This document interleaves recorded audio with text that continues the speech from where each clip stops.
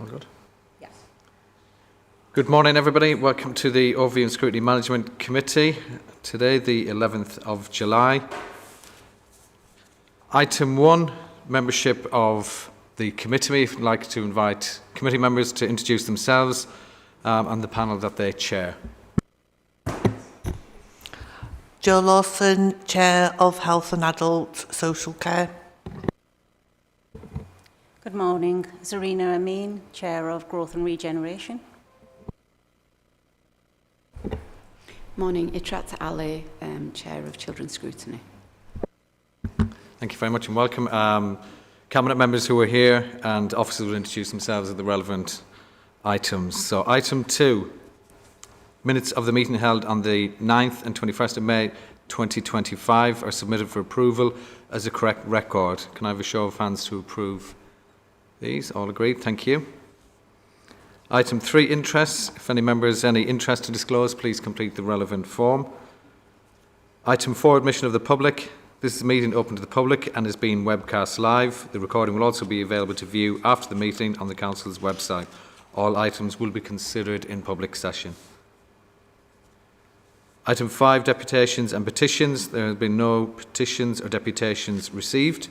6, public question time. No questions have been received. Item 7, Leader of the Council and Finance Portfolio Holder Priorities Update for 25-26. I'd like to invite Councillor Patterson, Leader of the Council, to give a presentation. After the presentation, we'll then take questions from committee members. Thank you. Thank you, Chair. Well, thank you for inviting me here this morning. As you know, the Council has already agreed the Council plan back in March, which we've looked at here and considered before. But this gives you a little bit more detail about our thoughts, or the Cabinet's thoughts in terms of moving through this year and beyond. The plan, of course, sets out our priorities for this year, and I'm grateful to be able to report on the progress that we've made, even though it's actually quite early on in this municipal year. So, first off, to recap on the plan and its content. Well, the vision, the outcomes, our strategies, you've seen all those before. They haven't really changed, and there's not a real need for those to change. It's all still what our important ambition to ensure that all those outcomes are met and that vision is met as well. We have, as you know, tweaked the options for that, but I'll come on to those in a minute. So our vision does remain for Kirklees to combine a sustainable economy with a great quality of life for families and communities. And on top of that, we want to tackle all those inequalities that still affect too many people, and we know that, and it has to be an absolute priority for us, doesn't it? All our major plans and strategies that you have there serve that ambition, and we keep a series of outcome measures to track the progress of those across a range of different factors.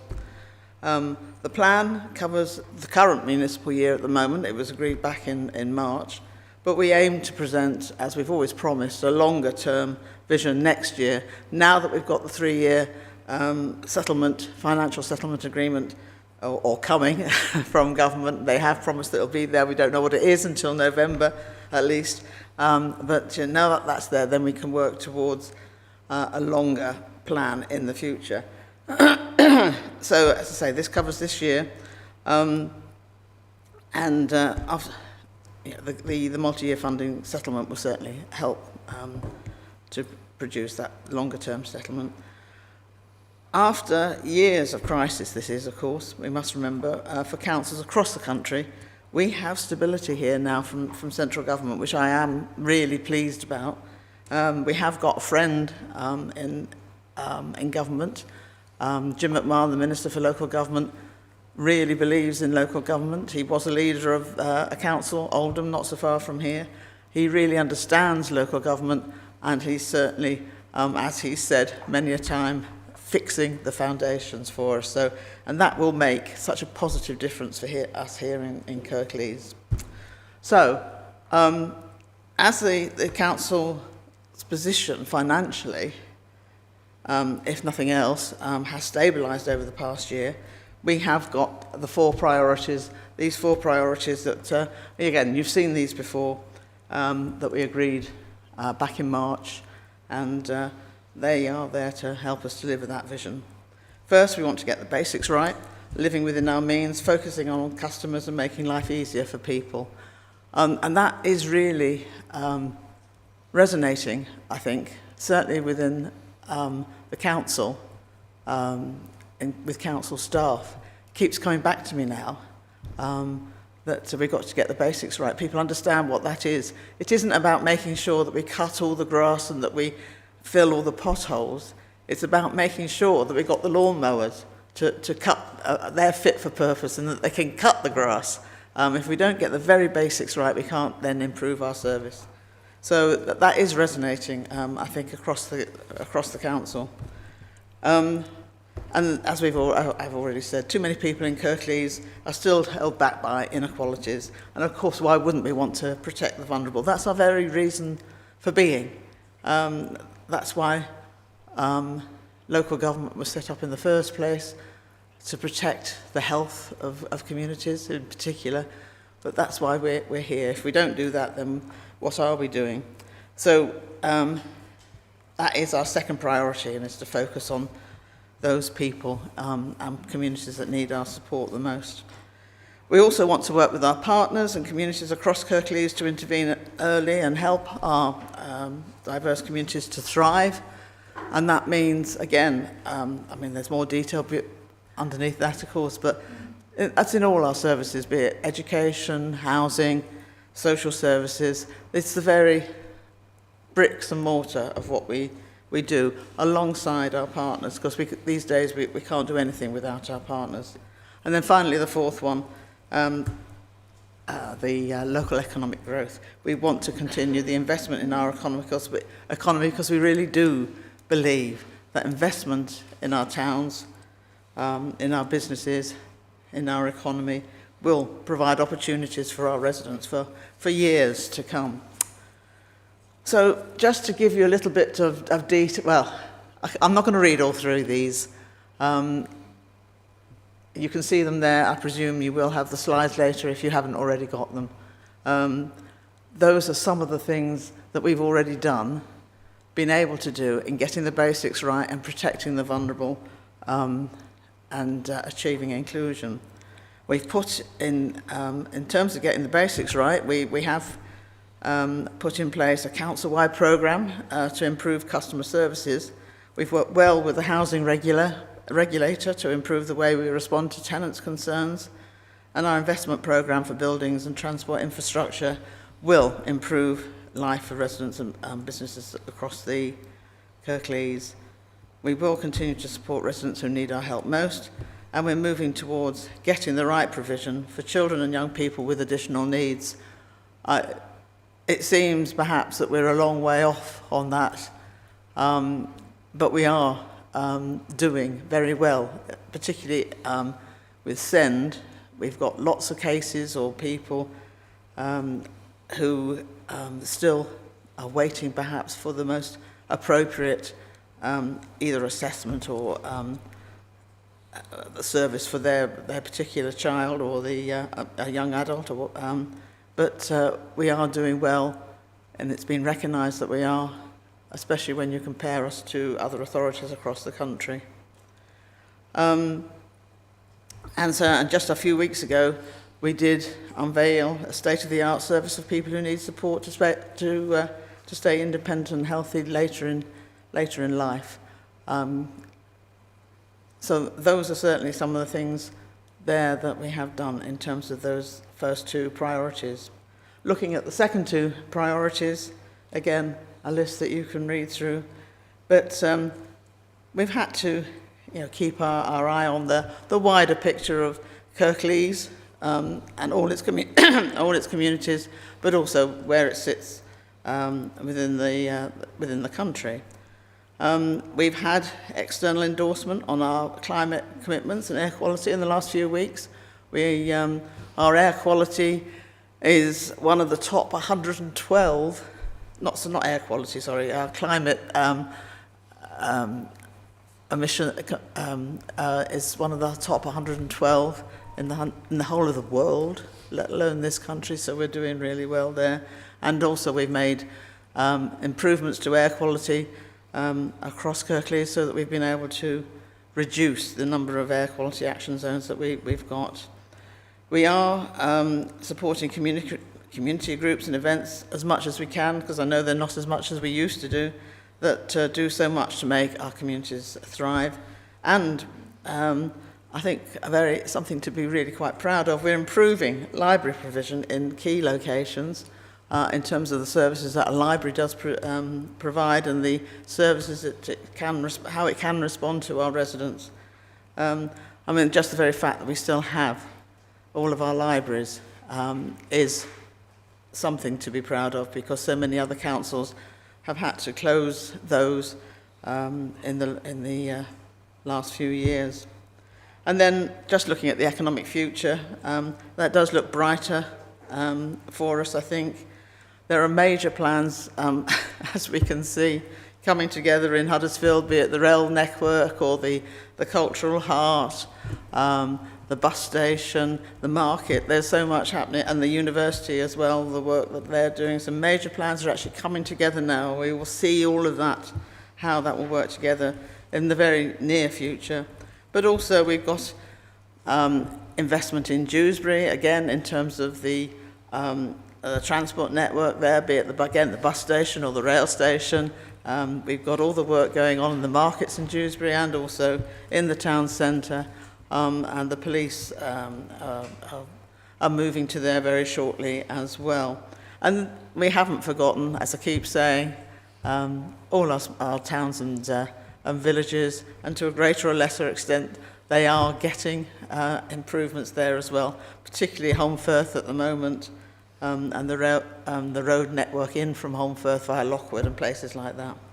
So there is an awful lot of investment which is going on, which will, it may not feel like it at the moment certainly, but it will make, especially the Transpennine rail upgrade, that will make such a difference in terms of the jobs, the investment that people are planning to make in our towns. I mean, I was in Dewsbury yesterday. I was up at the train station, and just to look back from the train station down to Dewsbury, it's as good as looking out on the St George's Square. The work that's been going on there in terms of investing in those buildings, bringing flats or homes for people to live in the town centre there, is really good, and it's really taking shape. So some very good work going on there. So right across our towns and all our communities we are investing. So finally, I think it's the last slide, yeah. I have to say, we have weathered the storm, weathered the storm better than other councils.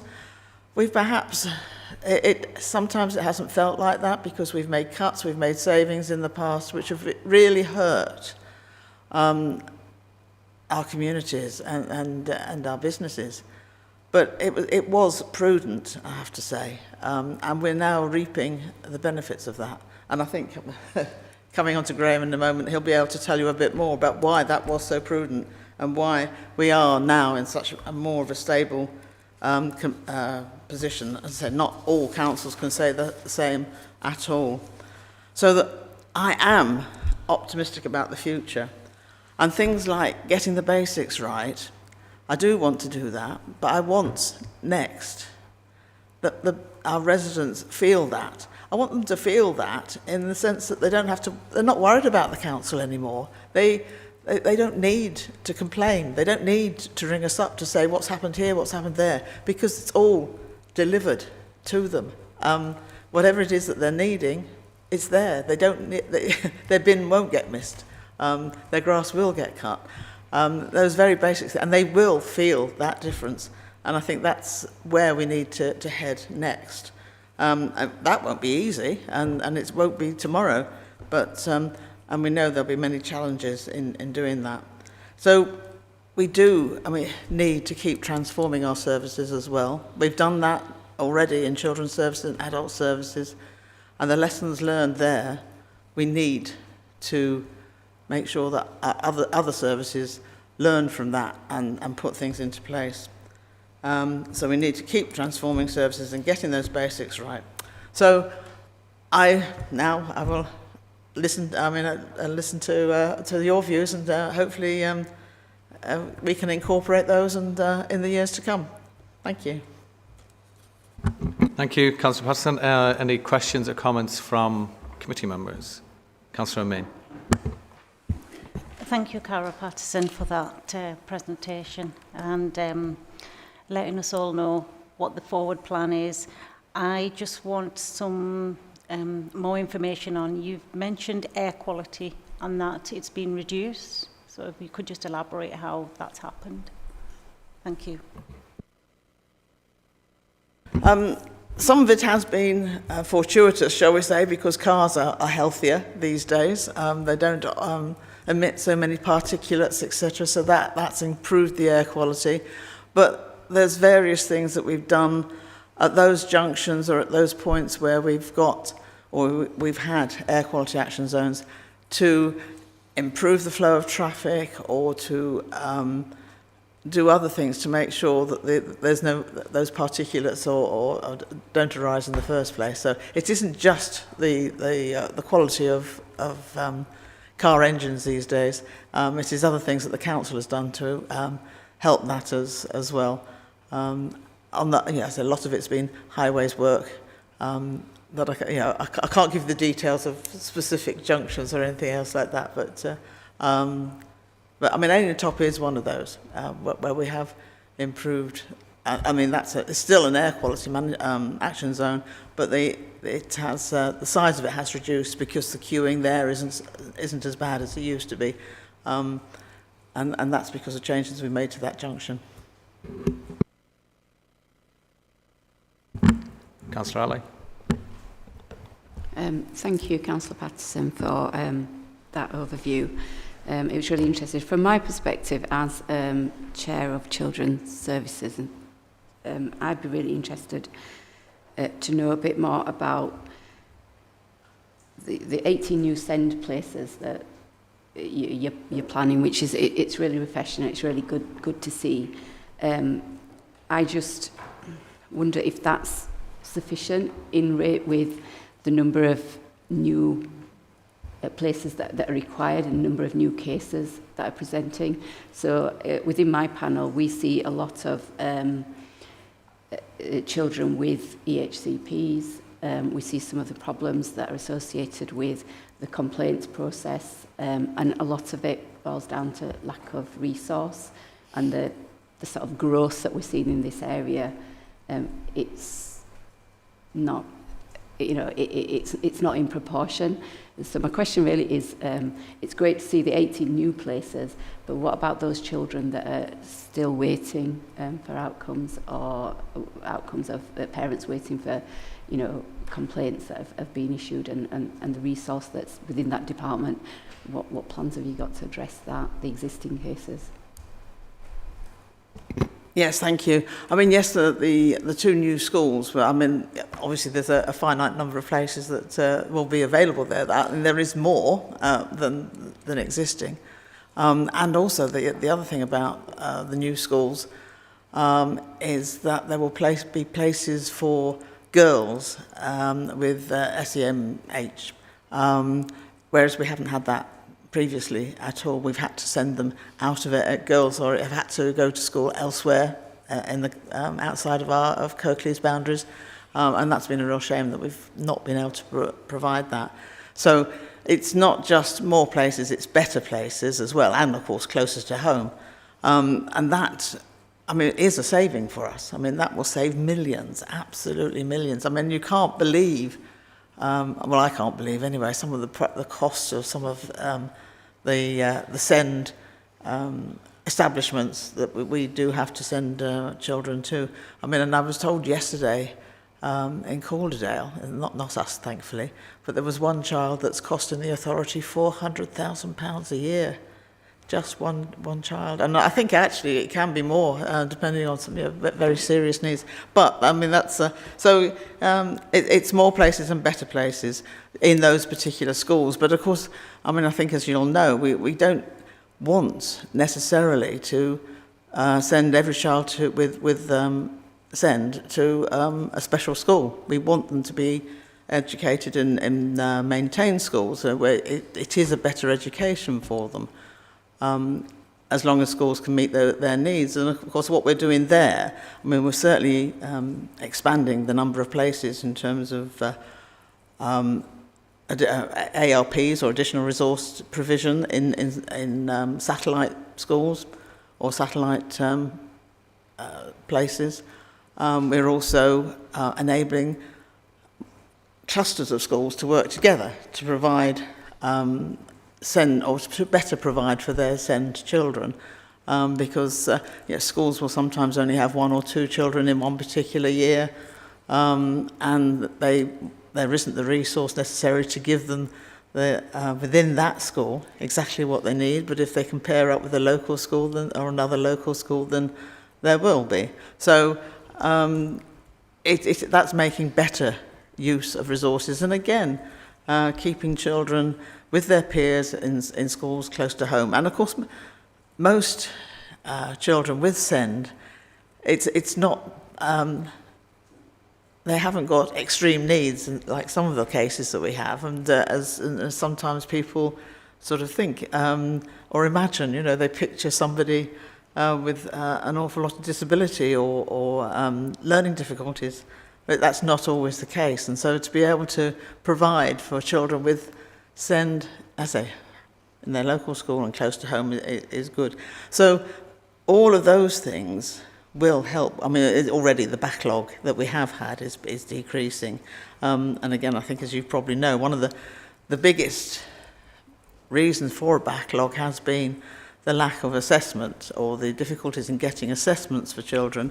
I mean, that's improving, and we are talking with other authorities again about sharing resources which might enable us to get quicker assessments, but we are getting through the backlog. But as quickly as we get through the backlog, the demand increases. But with a new approach, I think, to the whole issue of SEND, then I do expect, really, that we will be able to deal with it better going forwards. There won't be the backlogs, that children will be assessed swiftly and get what they need. And of course there are some government proposals, again, in terms of EHCPs, which will make it an easier process. So, and I mean, just very, as far as we're concerned, yes, we have put more resources into dealing with that, because it's children's lives, it's families' lives, it's the because if a child's got difficulties, it's not just themselves that are having difficulty in thriving, the whole family can as well. So so there are, I mean, there's all sorts of a myriad, really, of different plans to deal with that. But of course it is a demand-led service. It's a very hard one to crack, but I do think we're doing well. Thanks. Councillor Lawson. Thank you, and thank you, Councillor Patterson, for your presentation here. Is Health and Adult Social Care actually visited Knoll Park House, and it is a fantastic facility. You can see the way it's been designed, the way it will sort of help those actually attending. But unfortunately, the capacity there is from what I can gather, it's 30 people per day. So if they only went once a week, that's 150 people that would have that support. There are far, far more people with dementia that probably need that support, or their carers need that support, need that actual break, is from there. And one thing that resonated with me is, on average, somebody using the facility in the previous facility stays within about a year before they then need to obviously go into sort of further care to residential care. And obviously you've got to look at sort of the standards of some of the residential care, some of the reports, CQCQ reports that have come out recently. They are not great, and you're actually looking at sort of obviously the sale of the 2 council-run dementia homes is in limbo at the moment. We need to do more for people with dementia. We need I would say that you would need at least another centre, if not more, and to actually look at sort of how you can get, because if you can support people, they can stay longer in their homes. Going on to what you've actually said around sort of getting the basics right. Yes, we do need to get the basics right, but what we see as a council, getting the basics right, how the council's actually run, and what our residents see is 2 different things. They want their bins emptied. Only this week we had it where numerous crews were stepped down because of sickness. That is understandable. Trying to get that message out to people that know your green bin that was missed last week, it ain't going to be collected this week, love. We need to get all of those things. You look at some of our parks, you look at some of I've just seen pictures of one of the graveyards up in Neriton where that is actually under council control, and it's awful. There are still people there going to sort of try and lay flowers on their relatives' graves and various things. We're not doing those basics, and you'll be pleased I won't mention fly tipping. As I normally do, but it's also how we communicate as a council.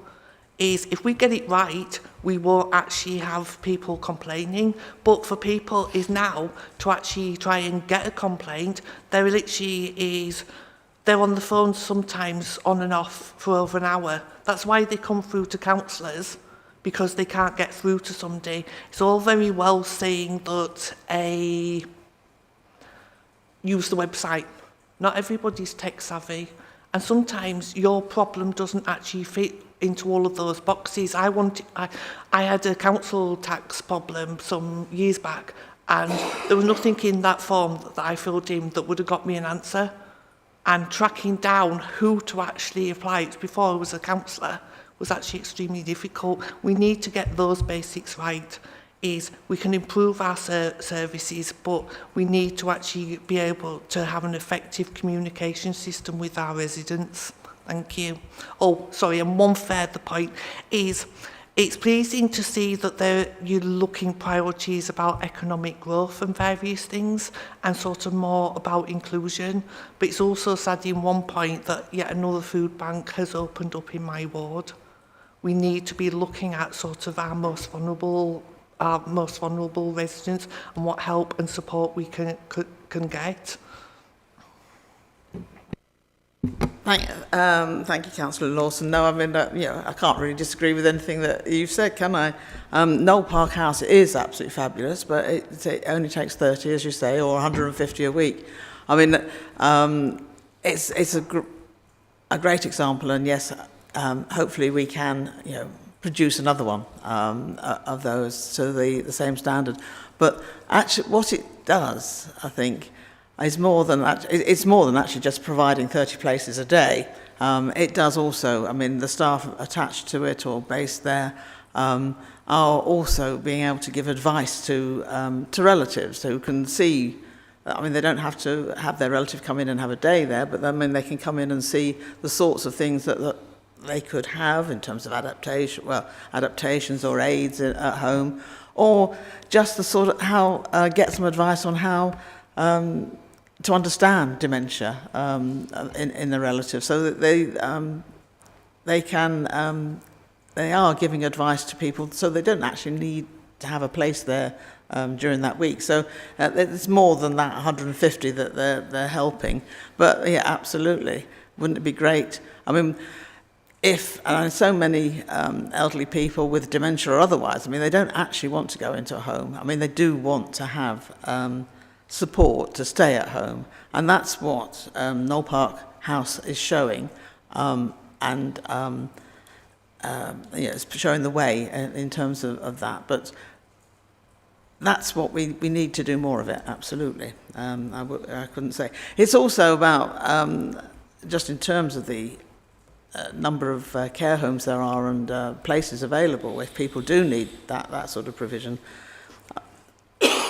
Places like Knoll Park House, again, it's aiding early intervention and prevention. It's putting off that time when somebody really may need to go into care. So that means that we haven't got quite so much reliance on residential care in the future going forward. So it is all about keeping people in the homes for longer, and I think that's what we really want to aim for.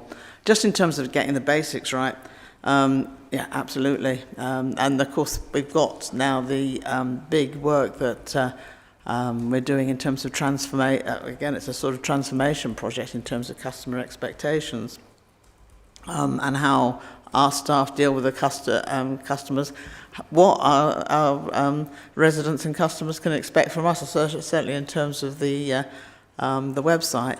I mean, no, our website isn't as slick as even Marks and Spencer's, which, of course, was attacked by cyber.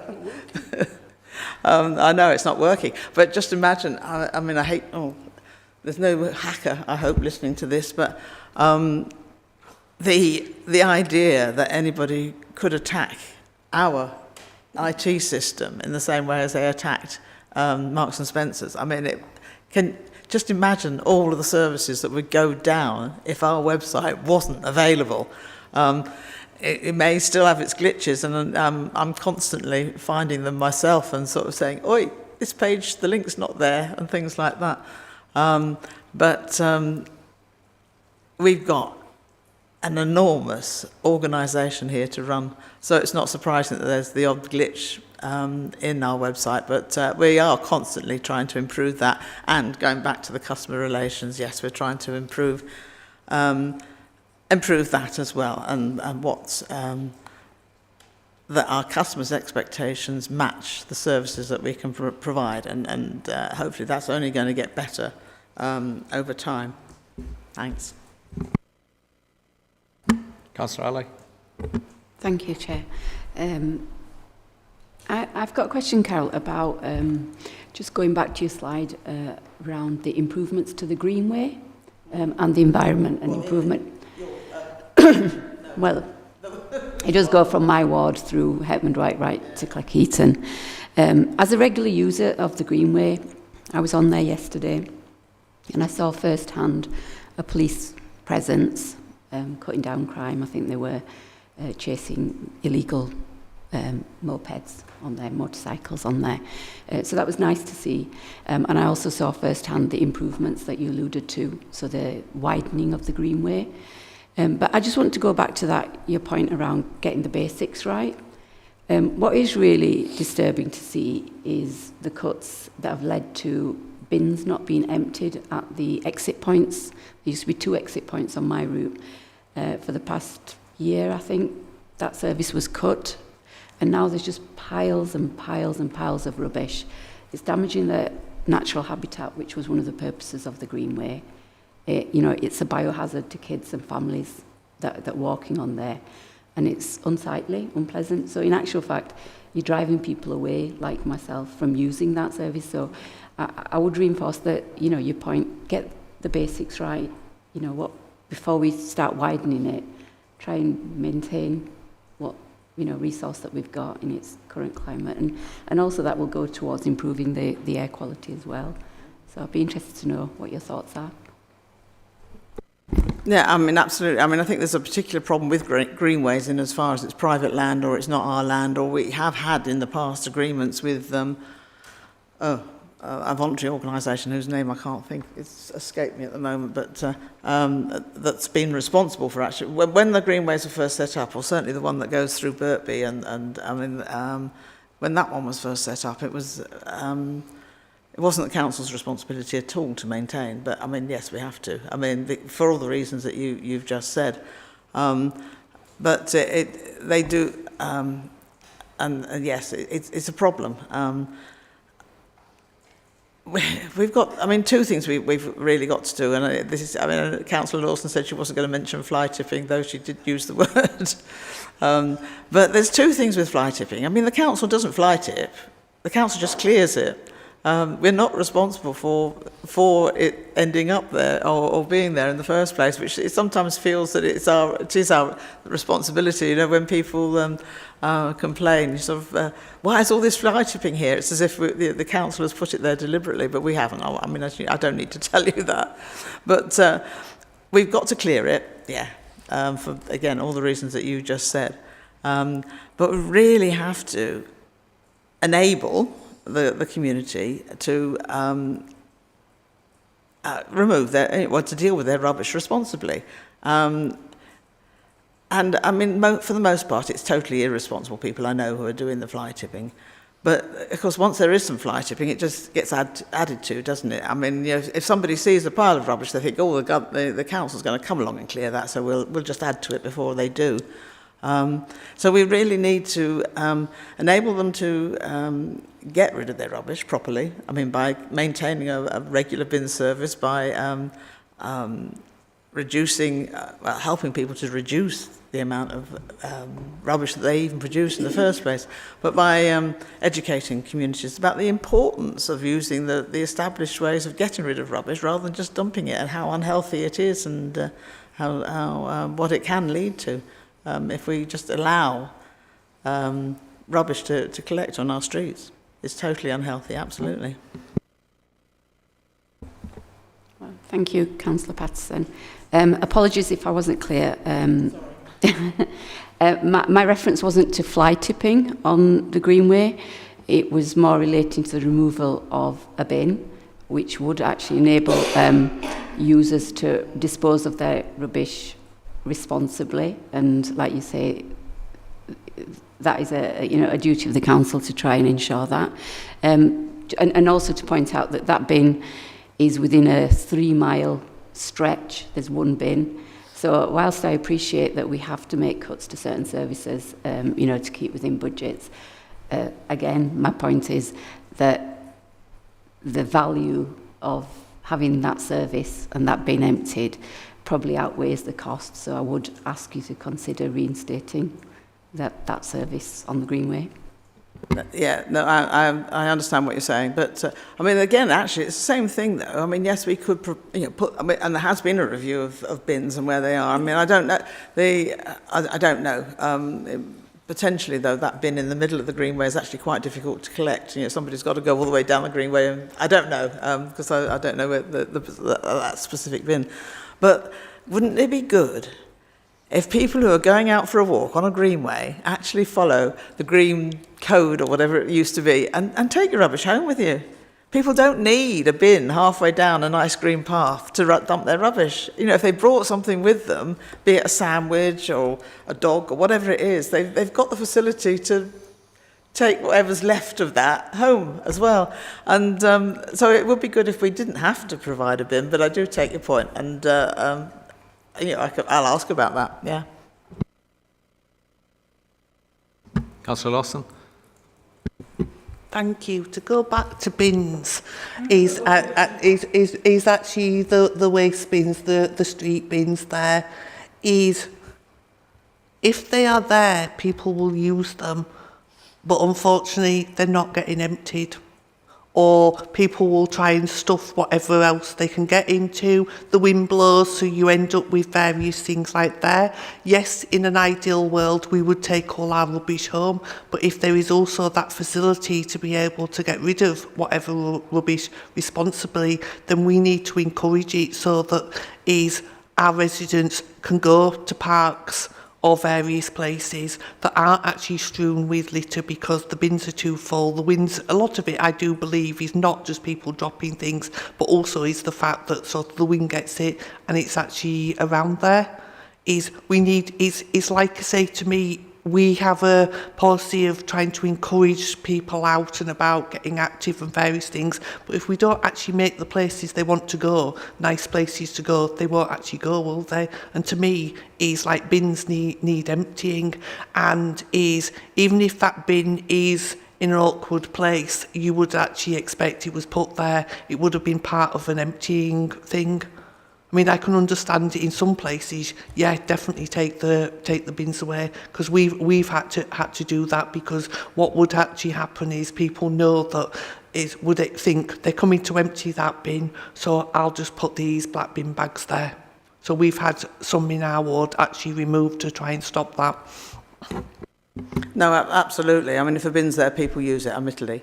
I mean, the review of bins that we undertook, I don't know, it was a year ago now, I mean, did remove some bins, but if there's still a bin there, then yes, it needs emptying, absolutely, and before it gets too full. Any other questions or comments? I'll just have a few of my own. Some of them have been covered. Some of the positives, the library's really, really good. The library service and the engagement that we've had previously with the library service has been really positive, and we look forward to some visits that we've got arranged as well. Children's and adults, really, really good to see the improvements there and the progress that's been made, not just recently but over the years as well, about where we've been and where we've got to. New schools, quality places, provision is really, really positive as well. I was going to mention a bit about the council plan, about the basics, about what we see as getting the basics right and what our residents see as getting the basics right. I would just put something on there around communication. Has been really, really important, about managing expectations and being able to get back to residents in a timely manner. Whether it's with good news, bad news, or something, you know, in between, that as long as we can get back to people, they feel listened to and valued, as opposed to waiting a considerable length of time. And I think some of what was mentioned about, so for example, bin wagons, we get new bin wagons, fantastic, but if we're not using them, or we're missing collections, then the basics on those both sides are completely different and at odds with each other. But on the bins, now we're not going to dwell on it too much, but it's about communication around bins not being emptied, and then sometimes not getting a response back from council inquiries or from an officer until the next time the bin is due to be collected. And by that point, they could have missed 2 collections, and we're unable to get back to them. We've been able to provide an update and say, unfortunately, they're not going to be collected at all. Should I leave my bins out? Can I put some bagged waste along with my bin the next occasion? It's just those kind of things which help us to be able to liaise with residents and try and provide that better service and opportunities. So communication is probably the bit that I'm trying to focus on. Then there was just a little bit on the progress and priorities shaped by people and thriving people and communities, and the work around community groups, community events, and how we work with them. I know we all have different things happening in our own areas that we like to promote and see happening. There are some that are long-standing events that happen, but probably at risk of not happening. And it'd be nice to see some work done around the benefits of the events that already take place, and the value of trying to keep them going where they have kind of exhausted all avenues of funding, particularly if it's through a ward budget or other way, to try and help and maintain that all areas get their fair share of being able to have their own community events in their own areas where there are willing volunteers and communities to put on such events.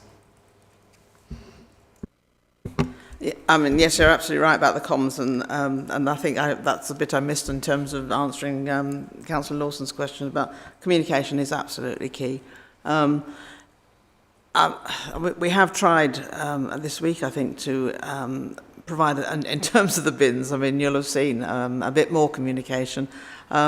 It doesn't soften the blow necessarily, though, unfortunately, of people who have, gone a couple of weeks without it. But this last week has been exceptional for exceptional reasons. But yes, normally, and this is something that the work that certainly Rachel's doing on customer expectations is about. It is about getting that response, either to us as councillors or to residents in the first place. And that if you are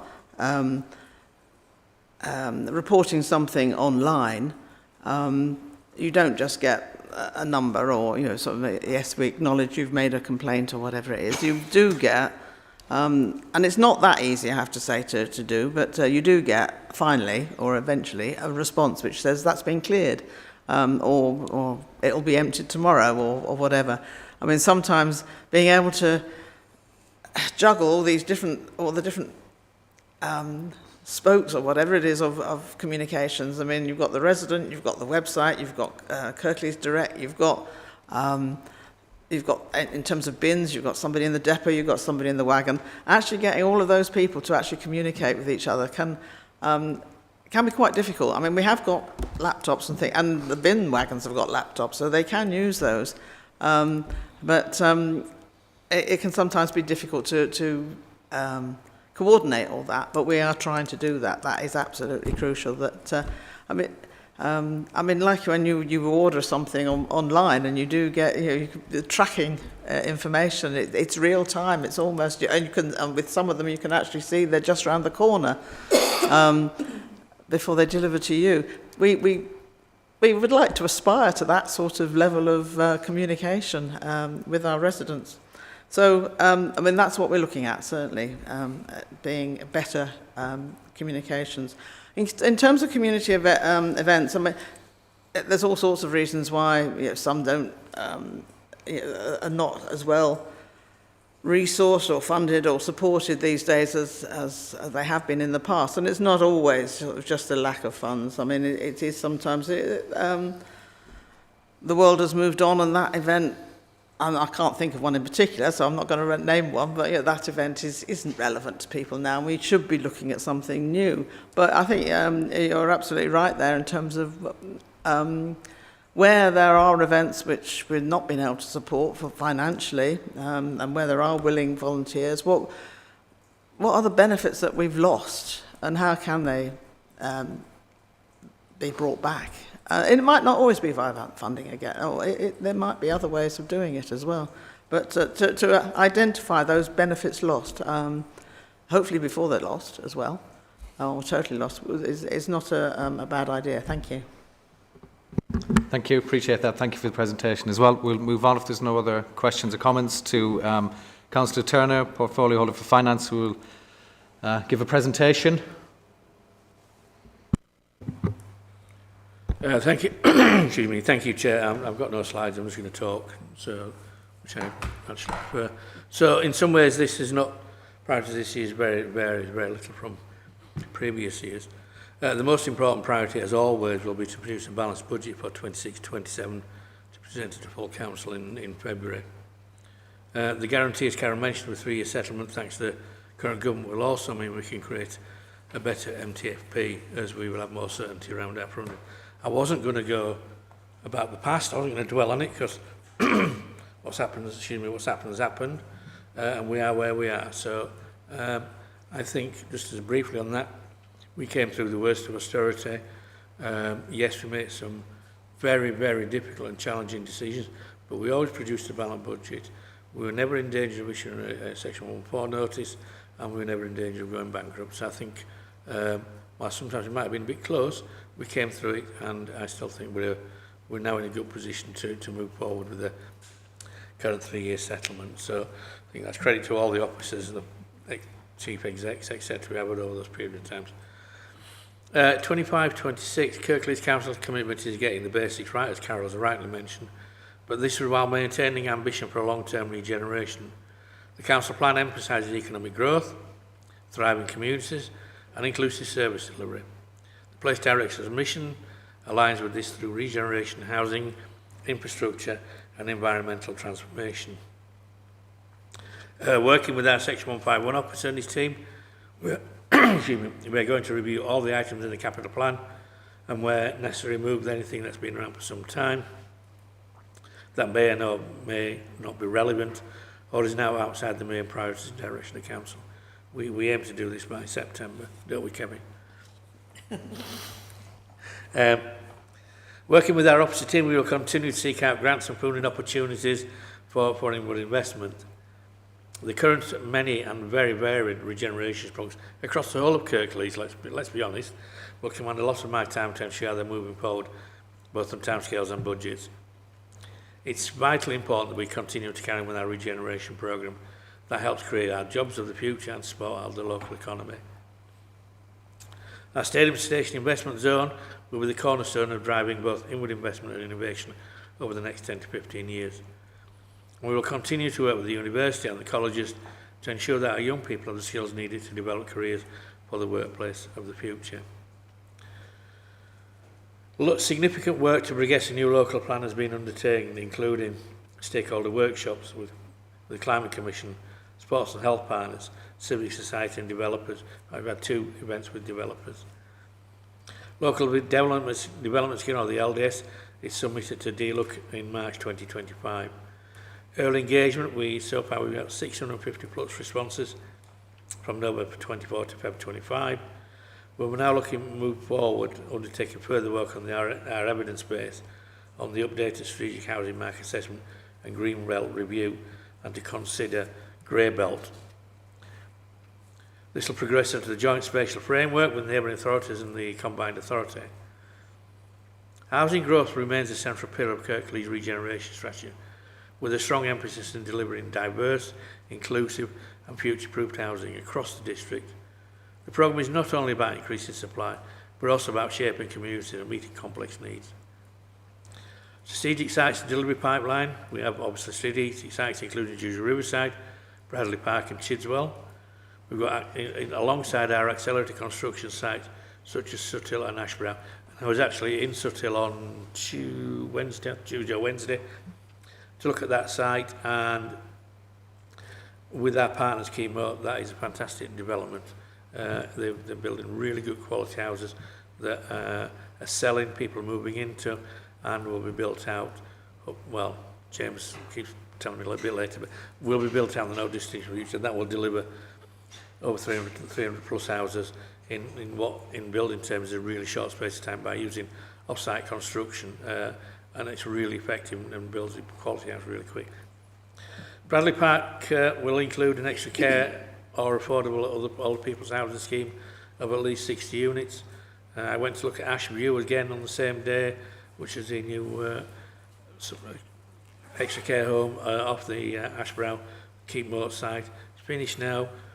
Not everybody's quite in there, but all the places are now allocated, and it's a fantastic facility for our old people. If you get the opportunity, I recommend you go and look. This is what you can achieve when you put your mind to it and you get stuck in. It is going to be a great facility for those residents there. And the people in there, I had a long chat with them, they love it. It's been well designed, it's well thought out, it's a great space. We just need more of them, but obviously we've got Kenmore Drive coming up in the next few, probably about a year, 18 months, but we do need to build more of these. Obviously, there's a cost to all these things. So, alongside these projects, we will seek out every opportunity to work with investors, the government agencies and developers to increase town centre living across the borough. Of course, there's a lot more going on that, but these are the strategic areas I want to concentrate on for this year.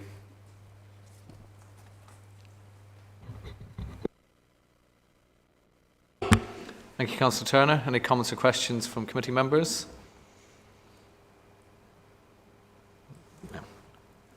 Can I just ask on the housing growth, I couldn't quite have heard you. Did you say it's not just about increasing supply, but about shaping communities?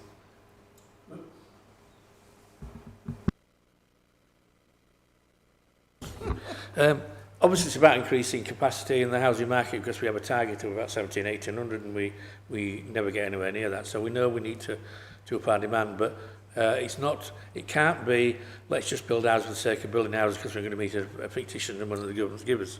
I'm not a fan of the government giving a figure because most of the development, building of houses is outside our control. We don't build them, we have to rely on developers. There's any number of reasons why, despite getting planning permission, they won't do that. So I'm not a fan of this top-down approach. But they have to be the right type. They have to be quality homes. They have to be homes that help create communities. And that's the beauty, as I said, I was at Suthill the other day. You can just see how they all fit in quite there's different styles, big ones, small ones, a real mix of houses. But you can really see how that works really well, or that will work really well once it's finished. So it is about trying to create communities, absolutely. And that's one of the things we do when we talk to developers, making sure that we're getting the right size of houses in the right place and more, as much as anything, the right quality. There's too many builders out there that don't build to the quality that I would expect. And we should aspire to. We should aspire to our developers providing quality homes for people, a quality roof over their head, so that all those things that stem from that, better education outcome comes for the children, better health outcomes, all those things come from having a decent roof over your head. So I'd like to think we will continue to work with those quality builders to develop more houses in the next few years. We're hoping to go out in the not too distant future to appoint a master developer for just Riverside. Obviously it's a very complex site, but we're aiming to get a master developer on board fairly soon. We've had already expressions of interest, and that would be really helpful because it's a complicated site with having multiple ownership. And one developer couldn't build it given the size of it, so being able to have a master developer who can pass the land and give to different developers will accelerate the process of build out of there. And we need to get more people living in town centres. We're trying, we've got estate builders which we're trying to work on, and as Carol pointed out, in Dewsbury, what's called station apartments, right opposite the train station, Mood Developments and Peter have done a fantastic job on that. Again, expensive, so it has to come with some subsidy, but they will be a real addition. And once you start to get people living in town centres, it starts to make those town centres become more economically active, and they start to thrive. So yeah, we need to invest more in quality. And I use the word quality. I don't want our town centres to be full of HMOs where one-bed flats. They've got to be quality homes and attract the right people who can afford a bit more of a rent because they're expensive to build these things. So, but yeah, more town centre living as well. Hope in the next few years. Just the other thing, Councillor Tennant, you mentioned was the care home you mentioned that you'd visited. Just a little bit more information on that, because that'd be something probably if it's worth, or it would add benefit to what we're doing to also visit. Yeah, it's called Ashview, and it was part of the development with Keep Motor, who's doing the estate, the housing estate, and it's part of that deal with them to do that. And it's 50 units. Some will be able to take people with 2 people, so the people have still got partners. And it's purpose-built, as you would expect. It's big white corridors, it's got all the modern facilities, it's got a lovely communal area, and separate areas for little games rooms, little quiet areas for people. And it felt really, really nice going in there. I went, I don't know, probably sometime last year when it was just a concrete shell. It was hard to visualise. It was just a corridor with a set of rooms and wires hanging everywhere. But when you actually go see it now and see what you can achieve when you put your mind to it, it's really good. So I would recommend that you speak to the housing team and go and have a look at it, because this is what we can do when we put our mind to it. And we work with partners. It was a partnership, and deliver those 50 units for our residents. As I say, sadly, we need many, many more of them. But as I say, they do come at a cost, which we can't always bear, but hopefully going forward with the local plan and some developers come forward with the bigger sites, those bigger sites will be able to pay for some more extra care homes. Councillor Ali? Thank you, Councillor Turner, for that presentation. Really good. It's always nice to see responsible house building, and I do appreciate the need for it, and particularly in town centres and what it brings in terms of economy. What I'd like to know is the impact that it has on existing services, and in particular health services. So towns like Mirfield, Hetman Dwight, Dewsbury, GP services are at capacity currently, and the impact of big developments like Riverside, where there's families of 4 per house, will have a massive impact on GP services. What's been done to address that? It's always a problem when you build houses, isn't it? Because everybody says there's no doctors, etc. And then the brutal reality is there is a national shortage of doctors in this country. Now, again, I'm not going to go harking back to why that might be, but there is a national shortage of doctors.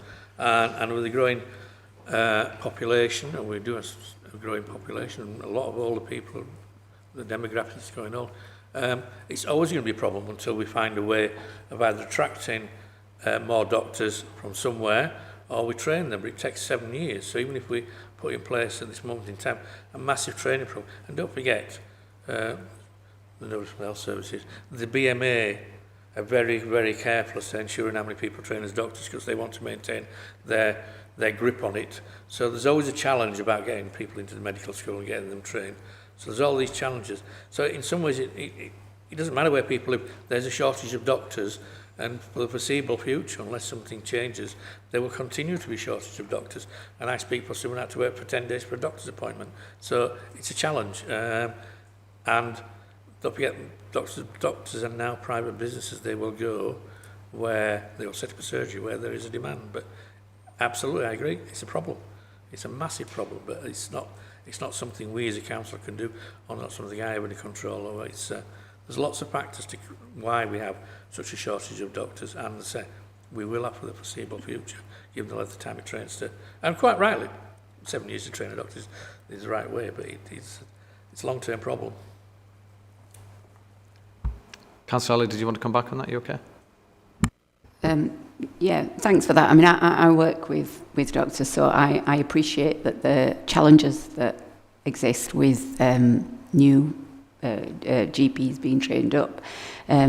What I don't agree with is your notion about that doctors choose where to be. I think as a council we do have some responsibility, particularly when we're making big decisions around housing, and how we can attract new, like you say, GPs, our businesses, new businesses to the area. And I think it's important that we do factor that in when we're making sort of major decisions around, you know, the building of houses, and particularly repurposing accommodation in city centres like Dewsbury. I think it's important to look at what type of service there is, and it's not just doctors, it's dentists, it's, you know, it's even the roads, schools, all of those things. But just to come back on that, the Health and Wellbeing Board, etc., are involved in helping design the local plan, so they're well aware of what demand is, so they'll be able to feed into that process. So there, as I said, I know there have already been discussions around that, where doctors may in the future put the surgery, and that'll feed into the local plan. Don't forget, we're a few years away from the local plan yet, so all that information will be fed into that, and we'll try and find a solution at the time. But as I say, it's down to shortage of doctors at the moment, I'm afraid. Councillor Patterson. Yeah, and I'd just like to add to your question, really. I mean, of course, just this week we've had the 10-year health plan unveiled by government, and as Graham's already said, some of this is outside of our hands in terms of the number of GPs that are trained up, etc. But certainly the 10-year health plan is going to make a difference to how we do plan health services in the future, how the combined authority actually will have a responsibility there as well, because the government's talking about these neighbourhood, I'm not exactly what they're calling them, they're not cottage hospitals, but they might as well be. They're going to have all these local facilities, or meant to have all these local facilities almost 24/7 for people. So that will make, I mean, the whole way I think health services are going to be provided in the future is going to be quite different.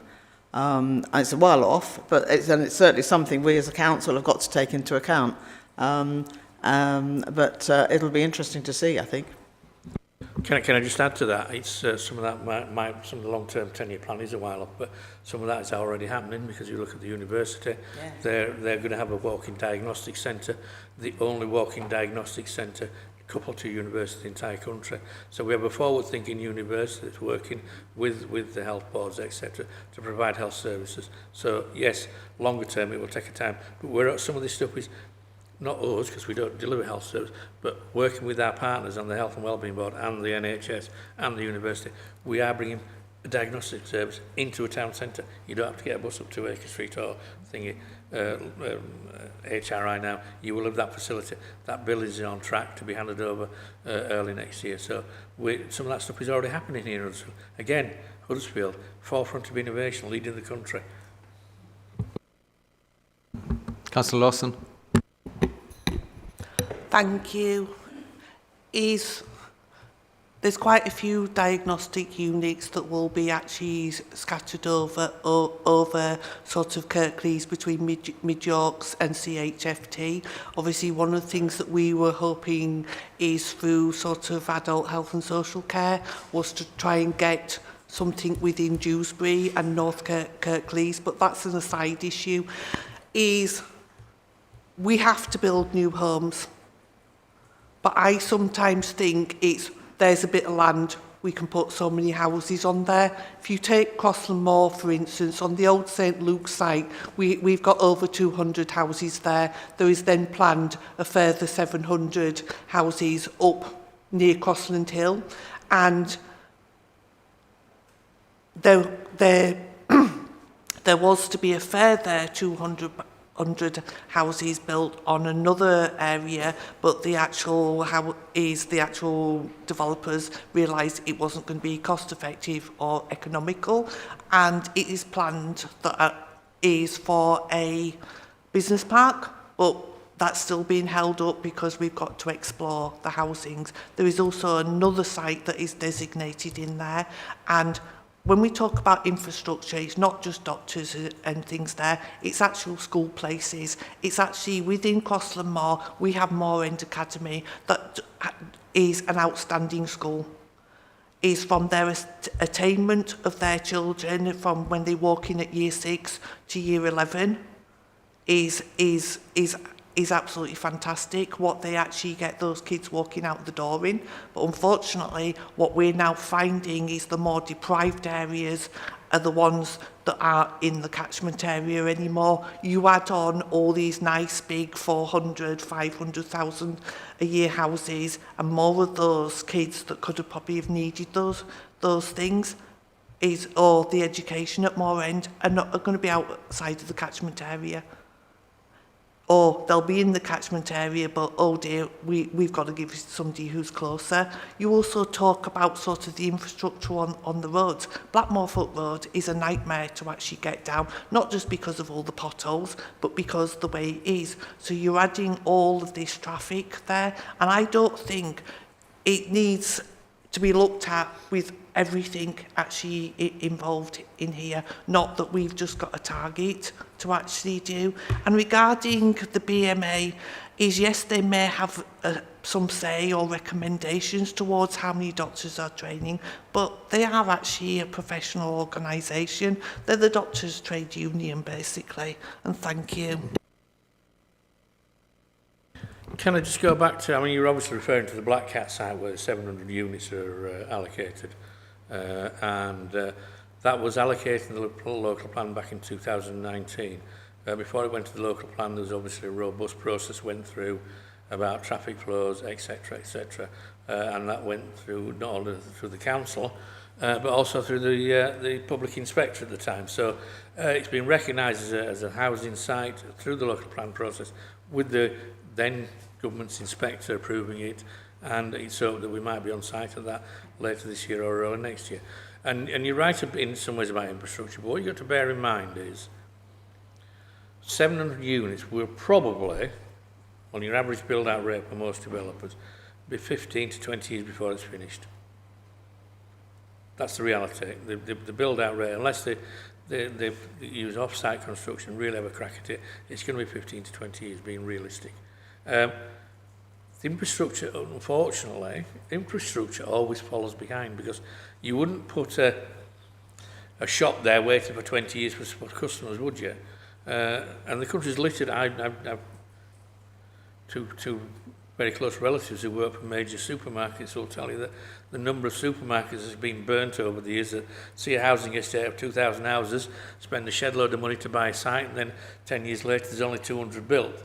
So infrastructure always has to follow. It always has to follow the demand, and until those houses are built and they're occupied, we don't know who's going to be in there, we don't know who's going to buy them, we don't know who's going to be older people with no children, we don't know who's going to be younger people who's not got children, people in between who have got children. It's impossible to predict because it's a free market. So there will be obviously share of affordable homes and social housing, but we've no idea. So infrastructure sadly always lags behind development.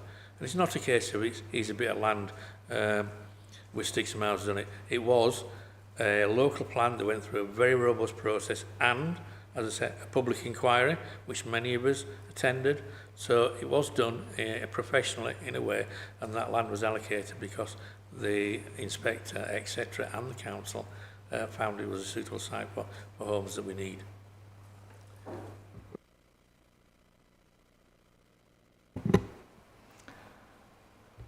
I have no objection to what has actually been done. Is obviously we can't change, they've got the outlying outline thing. We've met with the developers as ward councillors and various and taken sort of questions. My problem is the fact that there is a parcel of land there which would have been homes, but obviously the developers pulled out. It could actually be now actually be a very well-run business park there, but they're still saying, oh, we maybe need to look at homes. There's also other land earmarked around there. It's the fact that you will have the knock-on effect of all of this from there. We have to accept that there's going to be 700 units at some time in the future, but do we need to end up sometime in the future of another 500 to 600 houses up on that one area?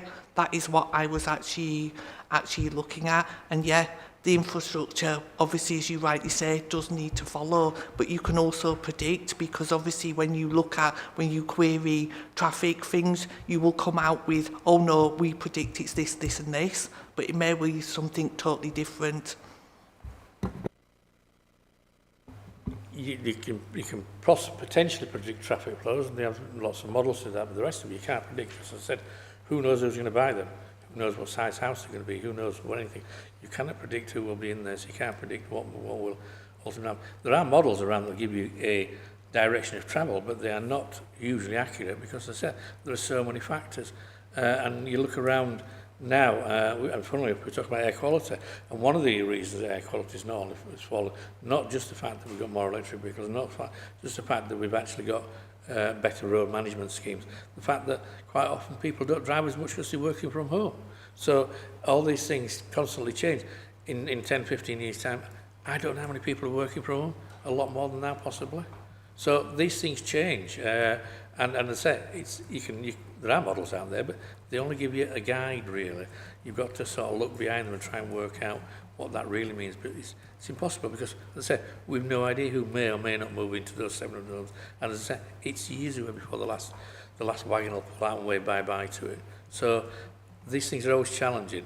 The land, any other land will either, if it's not in the current local plan, will be either in the next local plan or not in the next local plan, because obviously we're going through that process now. And if land is allocated for housing and they want to change that allocation, then there is a process to go through. You've got to be able to prove that we don't need that housing, which is a bit challenging when we know we can't meet our housing targets. So it's all tied together really in some ways. But as I said, we'll have to wait and see what new allocations or not allocations, shall we say, are in the local plan. It may be that some land that's in there now for housing may get removed because it become unviable and times have changed. We don't need it in that particular area because we try and locate the homes in the areas where we believe the most likely growth and demand for houses will be. Again, it's not a science, it's a bit of a black art, but there's some evidence we can use to predict where that growth is going to be, and that's why the biggest sites are in North Kirklees, because that's where the growth is predicted to be the next 10, 15 years. Okay, thank you. Just a little bit on the housing. I spoke about it as a positive, really, but we moved on from that, didn't we? I think absolutely clear about having the right houses in the right places, making sure that the infrastructure in terms of highways, doctors, dentists, school places, everything else. I understand what you said about models as a guide, but decisions are made on these models. If you're building family homes, you can expect there's likely to be families with more than 2 adults and children as well. That's the likelihood. So you've got to make a decision based on something instead of just saying, well, we don't know, we'll take a guess. But that's what's used when we're supplying school places. There is a formula to work out on developments, on houses, and also the birth rates as well. I think linking that with getting the basics right, what I would say, having had a number of developments in the Linley ward, is about, I think, when there are developments, linking up communities, and some basic things like linking up footpaths and footways so that people can be connected to the centre of a village. We've had issues where we've had to use money previously to join up an old footpath with a new one because it just simply wasn't done. And just making sure that that infrastructure is in place so that people can get about, people can be free to move about and have access to the amenities that are in their area, because that isn't always the case. And it's a shame when those opportunities are missed at an early planning stage to ensure that that infrastructure at basic level is in place. I think we've concluded. So, sure. So, as I said, we're going through the new local plan. I'm convinced that in the new local plan there will be much more emphasis placed on active travel than there was in the old local plan.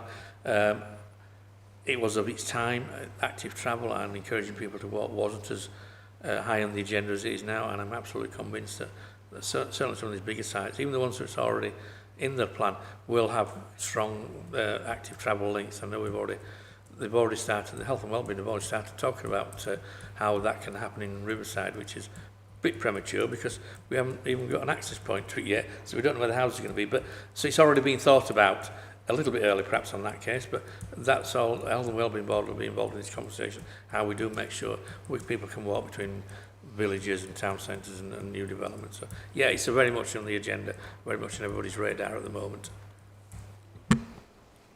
Great, thank you. Thank you very much, both of you, for taking the time to attend, for your presentations and for the updates and taking the questions and comments from panel members.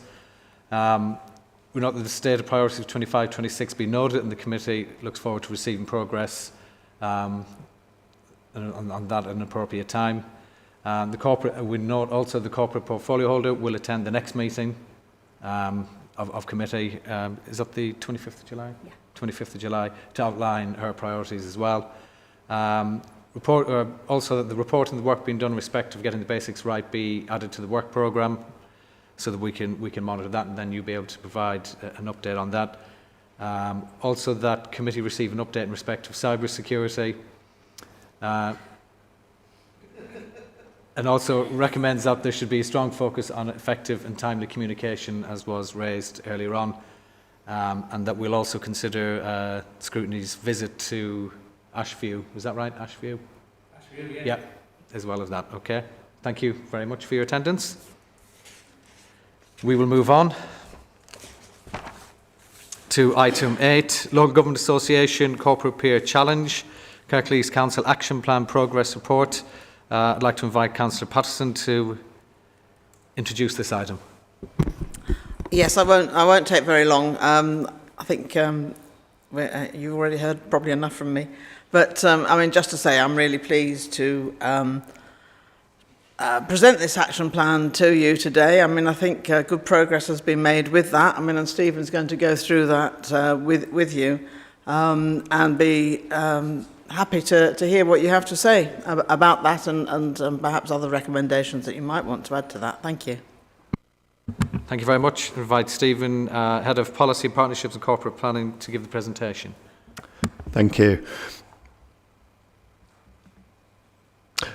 So just to remind you on some of the background to this. So back in November, colleagues from other councils, both officers and councillors, visited Kirklees to give us their view on how we're run as an organisation and how we're working towards our priorities. This is part of the challenge process that the Local Government Association offers to councils across the country, and it's something we partake in every 5 years. So as part of that process, the LGA produced a report which had a number of recommendations in. We've come to the committee previously to talk about that report and the action plan against it, which we produced and took to Cabinet back in April.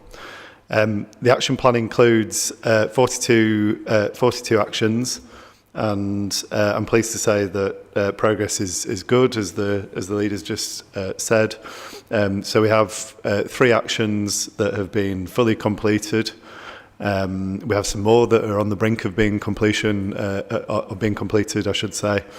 One has been delayed slightly due to external factors to do with sales of buildings.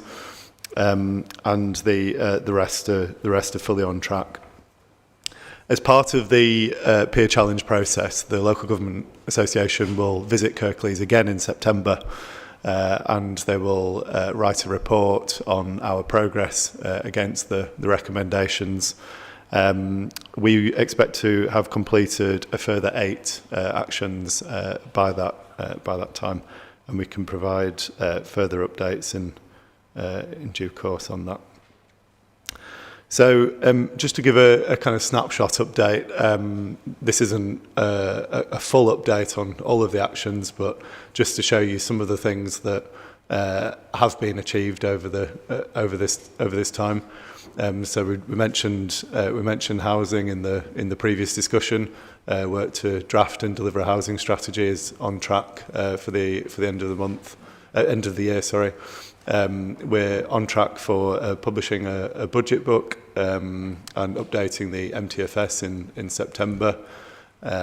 We are working on a longer term council plan, which, as the leader said previously, with the new national funding arrangements for local authorities, we can now plan over a longer timescale. So we're doing some work on that.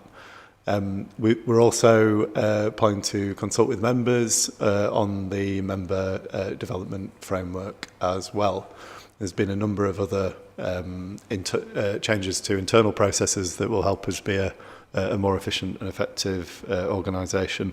So you've received a link, I think, to the Cabinet report that provides more of an update on some of the details. Happy to take any questions on any of that.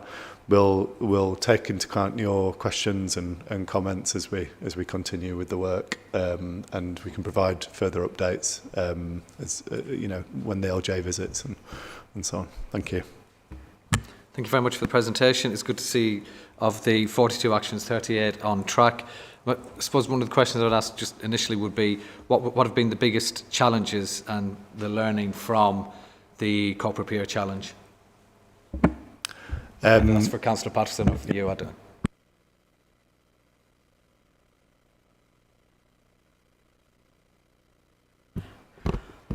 The biggest, I suppose the biggest challenge in all of the recommendations was around our capital plan. I mean, that was the one,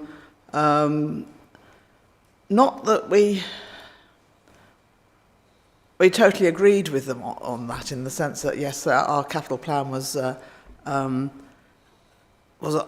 of kilter or anything like that, but it was a good challenge. We were in the process of a review of the capital plan, as we always are anyway, and so I think that was the biggest challenge in some ways, for us to be able to say yes. What we're doing is in line with what you as an external reviewer would expect. I don't know if Steve.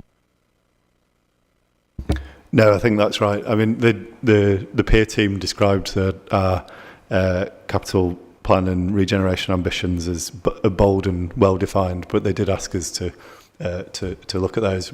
That's one of the actions in the action plan, and we're on track with that. So yeah, I think. And perhaps one of the most helpful suggestions was that we should be looking forward. We should have a longer term view, and I think that was one of the most helpful recommendations. Any questions from committee members? Councillor Lawson. It's more of a comment than an actual question. I just wanted to actually thank Stephen and his team for the work that they actually did, and also the fact that this is the initial report that went to Cabinet did actually come to scrutiny, where I felt that sort of our voices were heard, and the report did incorporate them there, and it is really good to see that we're on track to be completing these things since September. That's all I wanted to say. Any other questions or comments? No? So just agreeing with Councillor Lawson, I think we have felt part of that journey, being involved in the process and having the views, thoughts and comments as well incorporated into that, and to see the progress that's being made is really positive as well. So if there's nothing else, thank you. Yeah, so I suppose what we're looking for is a further report to be submitted to committee on the progress following September, so sometime after September, at the appropriate time that would come to us for, as an update. So thank you for the presentation, thank you for the update.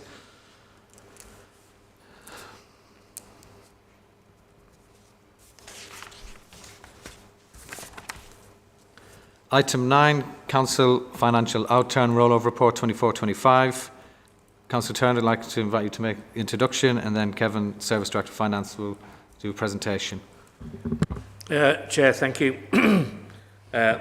This was at Cabinet on Tuesday, and I believe it's at Council on Wednesday, so there will be 2 out of 3 iterations of this. So, thank you. This is, as you would appreciate, a rather lengthy report, so I'm just going to give a brief overview.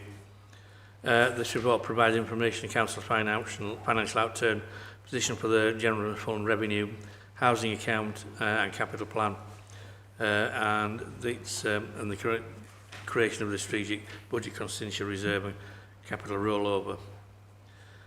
Key points: General Fund improved revenue outturn position with a £5.6 million overspend, excuse me, down from 9.9 million at Q3.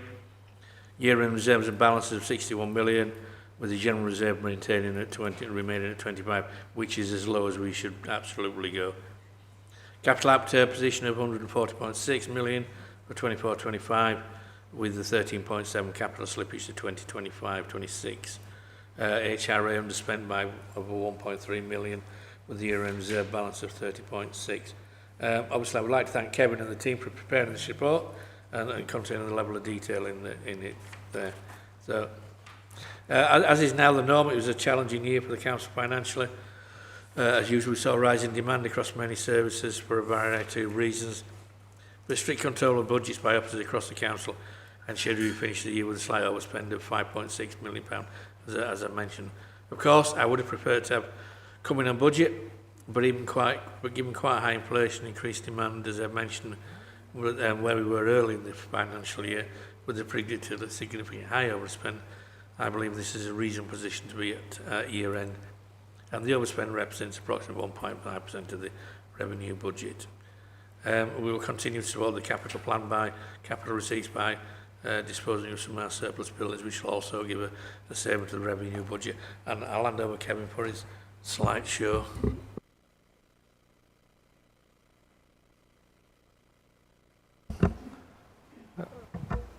I've got a slideshow, but oh, that my mic's on. Yes, thank you. Thanks, Councillor Turner. I think Sheila's just going to put it up for us. You've built it up now as a show, so quite excited. Thank you very much. So I've got about a dozen slides here, and Councillor Turner's probably picked the main highlights out of some of the early ones, so we'll probably rush through those a little bit. So next slide, please.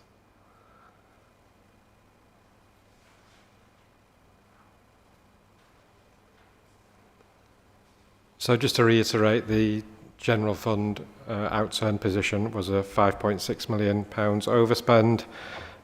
We delivered 80% of our savings, or just short of 80% of our savings target in year, and total reserves remain at 61 million of general reserves 25 and earmarks 36. Next slide, please. So this table just shows you where the overspends and underspends occurred on a directorate basis, and also compares the position to the Q3 position reported to Cabinet and to this committee previously. So you'll see on the right-hand side, all the directorates improved their positions from Q3 to outturn. And the middle block there shows the £5.556 million overspend spread across the directorates there, with each directorate overspending by different amounts, but the central budget significantly underspent. And how the council funded that 5.56 million overspend was we used the voluntary revenue provision reserve that was created following the review of MRP. So we used 8.6 million of that, and then we've created a specific budget contingency reserve, which I'll come on to a little bit later, to balance. Next slide, please. So I've got 3 or 4 slides here just for each directorate to show the high-level variations. So it's just to pick out the themes, really. And some of these aren't unique to Kirklees by any means.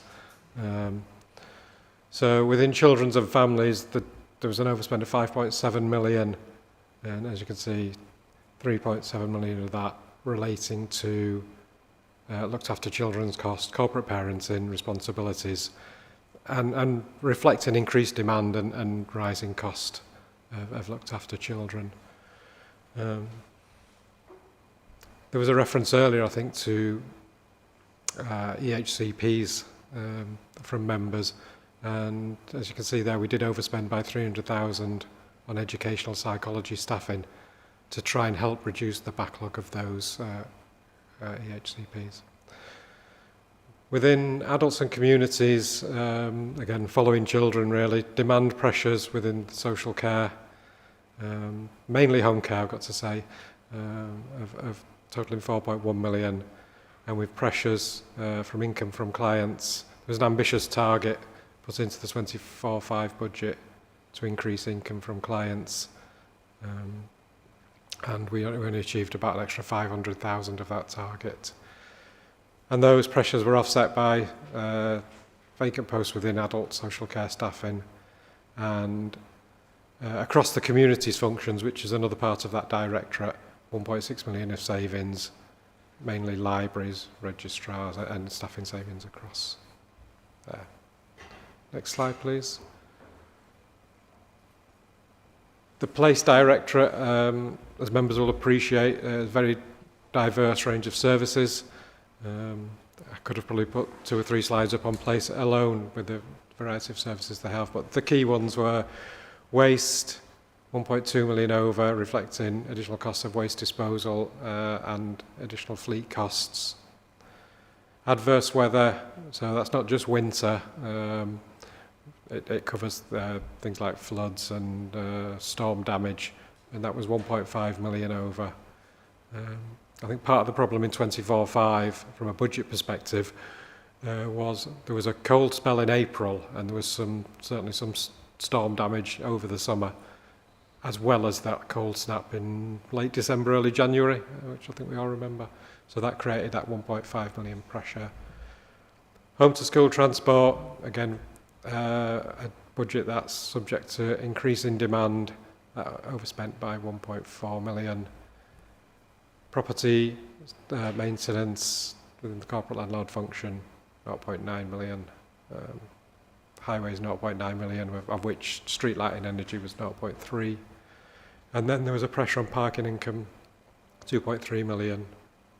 Delays in new tariffs, permits, and we're seeing a reduction in penalty charge notices as customers move to using apps for the permits.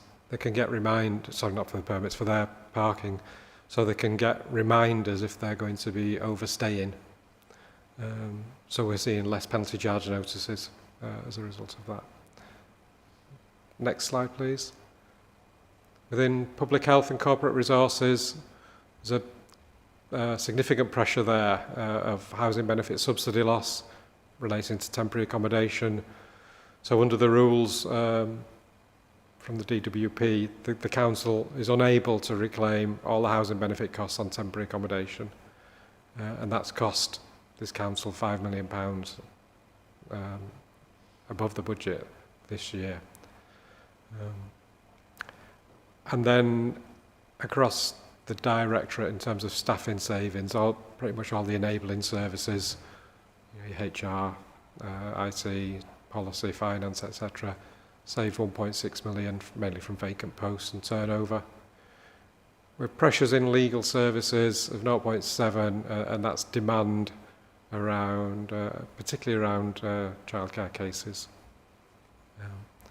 One-off insurance saving of 300,000, and then some good news within culture and visitor economy, which includes caretaking, cleaning and catering, a 2.1 million saving stroke additional income from contracts. And then within the central budget, the main saving there was we had an inflation, we had an energy contingency budget, for want of a better term, that we didn't need to use because the prices this year for energy were quite stable. So the directorate budgets had enough provision in there and didn't need any use of that contingency. And we've got other savings from pay and other inflation. Next slide, please. So just to bring in another summary of the overall 5.56 million. So to analyse it a slightly different way, there was a slippage in savings of 8 million, 8.8 million, and if you look at the base budgets, we actually collectively underspent by about 3 million, but you can recognise within there the big saving from that central budget. Next slide, please. Just a slide to show the unallocated and earmarked reserves at the bottom there, 25 million and 36 million, which, as you can see, if you compare to the top, are pretty much unchanged within a couple of 100,000. Next slide, please. On the HRA, if you go to look at the first subtotal line there, as Councillor Turner referred to earlier, there's a slight saving of 1.3 million on the expenditure and income lines, which is about just over 1% of the HRA budget. We put 4.6 million more into capital funding and then balanced that all out through the HRA reserves, which are on the next slide. And the HRA reserves, so they opened at just short of 34 million and they are now 30.6 million pounds. That top line there for reference for members is probably the equivalent line to the general fund general reserve. So we're comfortable with that at 10.8 million.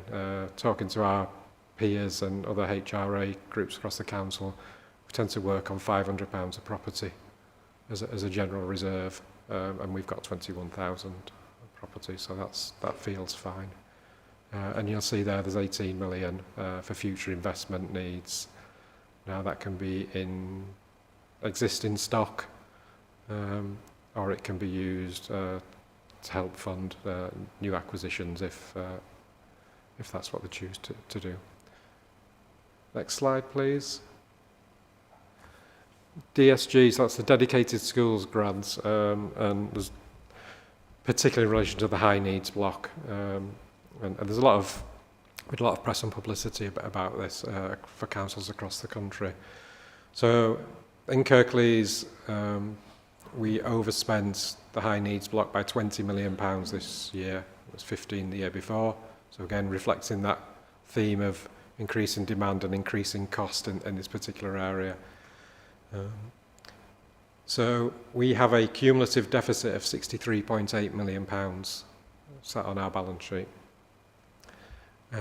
Nationally, that deficit I can see is now over £4 billion, and that's from the councils that have submitted their accounts this year for 24/5, and not everybody has. It could get as high as 5. So there's currently in place a statutory override which allows council to exclude these deficits from their main revenue budgets. Now that was due to end next March 26, but as part of the fair funding review, the government have extended that to 2028. And we are expecting a consultation on SEND within the next month, with possible white paper in the autumn. What happens after 2028 hopefully will come out in that consultation and white paper. If nothing happens with that deficit, ultimately that deficit falls on the general fund. But I don't want to speculate what will or won't happen, because I haven't seen the consultation, I haven't seen anything on the white paper. But it's just for members' awareness that if nothing happens, that will fall on the general fund. Next slide, please. The collection fund, so this is where we collect, account for all the council tax and business rates. So that is now in a deficit of 10.2 million, which was an increase of 2 million from the opening balance. So in year, for the council tax element, there was a 2.1 million deficit, of which our share is 1.8, and that's largely due to an increase in the bad debt provision required due to the growth in arrears of council tax. Business rates are slightly different. We're still in deficit, but our share is only 49, £3.3 million deficit. And that's mainly arising from a lot of appeals from businesses to the valuation office that were successful, and they were greater than the amount that we'd set aside for those appeals. Next slide, please. We're on to capital now, so just a couple left. So capital outturn, we spent 140.6 million against a budget of 153. And if you look at the previous year, we'd spent 148 million. Next slide, please. And going back to the comments around from the peer review about the capital plan, but also the comments Councillor Turner made about reviewing the capital plan. If you wind back sort of 12 months, the original budget for capital across the General Fund and the HRA was 340 million. And during the year, we constantly revised that because programmes slip. So we ended up with a revised budget of 153 million, and we spent 140. So if you look at the next slide, please. So this is how the capital plan stands, I'll say as of today. There's still £300 million in there for this year. Now, we've just seen on the previous two slides, we spent 140 last year, 148 the year before, thereabouts. So part of the exercise we're doing now is to try and get that 25-26 budget and the 26-7 ones to be more reflective of what the council can actually deliver. We don't want to be setting 300 million aside, and it isn't all borrowing by any means.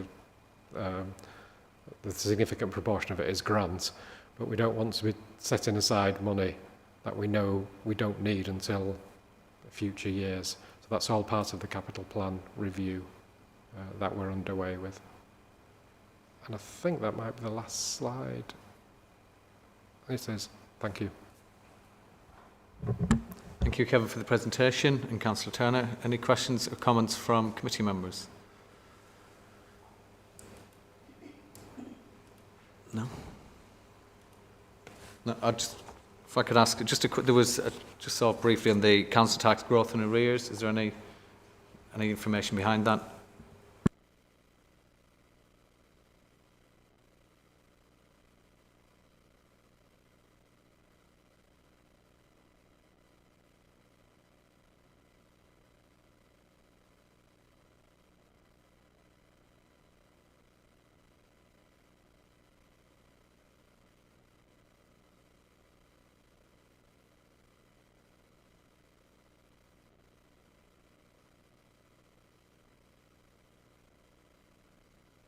Mic on, apologies. So the total arrears for council tax at the end of March, 33.8 million. But we have to remember that arrears is not just 24/5 arrears, it's arrears going all the way back to 2000. So it does build up. And we do have plans in place in certain cases to recover those council tax, from wages or like that. But the previous year's balance was 27.3 million of arrears.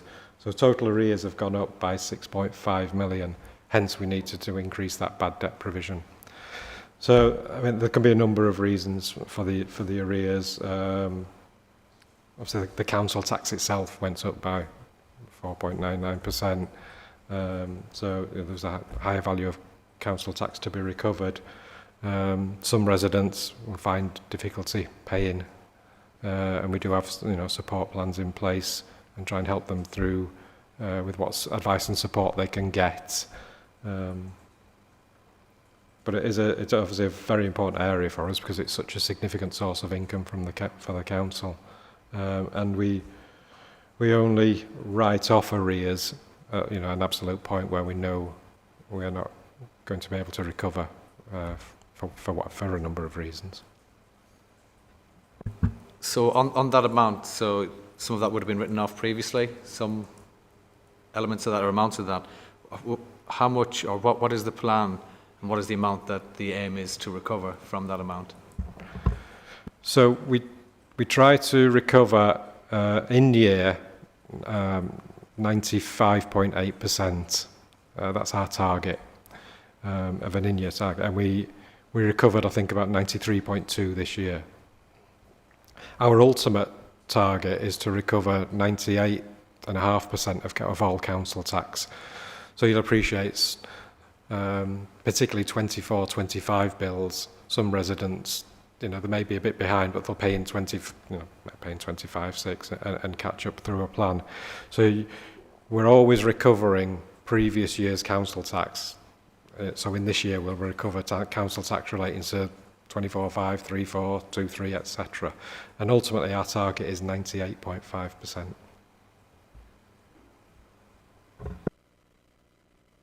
Yeah, it's just also possible, and we had this conversation earlier this week, that the changes to the council tax reduction scheme have had an impact on collections this year. So that was something that we were discussing earlier this week. That may have had an impact on it, and hopefully that if that has, that might shake itself out in the next few years. And as Kevin says, we don't write them off. If you owe us money, we can find a way of getting you. We will get you. But sometimes people are quite astute and clever at avoiding us, or sometimes the money's not worth. Sometimes the debt is it costs more to collect than we're going to get back. So we take a pragmatic decision on those sort of things. But it's never totally written off. If you're out there and we can find you, we will. Thank you, Detective. Yeah. Just on the DS3, the statutory override, and that impact. So there's a consultation on send. When did you forget when it was? So there's. I don't even want to speculate on it, but what are the options, or what are the likely options as a result of that? Will that benefit? Or the hope would be that it would benefit us. I think the hope would be that it would benefit not just us, but councils up and down the country. Because I think on one of the slides, I said there was at least a £4 billion deficit that's spread across many councils across the country. What would we hope for? That we would hope they would write off the deficits, but the government would have to find that £4 billion from somewhere. And in the event they did do that, as a council, we are still overspending in year, so we need to, have action plans in to reduce that. And I think the leader mentioned earlier about the special schools that are being built, so that will help, reduce that in-year deficit. But I'll just reiterate, it is a national issue that needs some resolution, and I certainly don't want to speculate onto what that will be. Well, I think the point is, though, as you mentioned, we are doing our bit to try and alleviate that pressure. Yeah, that's right. We're under a safety valve agreement with the DFE, and part of that agreement is to build special schools. So they gave a partial grant contribution for that, but within our capital plan, we've probably got circa 40 million of borrowing for those two special schools. So we are doing our bit to try and reduce that in-year overspend, and we'll see what happens with the historic deficits. Thank you. Okay, thank you. Any other questions or comments from committee members? No. Thank you very much, Kevin. Thank you, Councillor Turner, for presenting that. Note the report, and we'll continue to obviously be receiving updates on a regular basis and pick up any items within the remit of their panels. Committee members will do. Thank you. Moving on to item 10. Council Plan and Performance Update, Quarter 4 Report 24-25. I didn't know, Councillor Patterson, if you wanted to say anything at the beginning of this, or if you just want Stephen to present the report. Thank you. Thank you. So the Quarter 4 24-25 Council Plan and Performance Update provides an update on the progress against the previous Council Plan, the 24-25 one.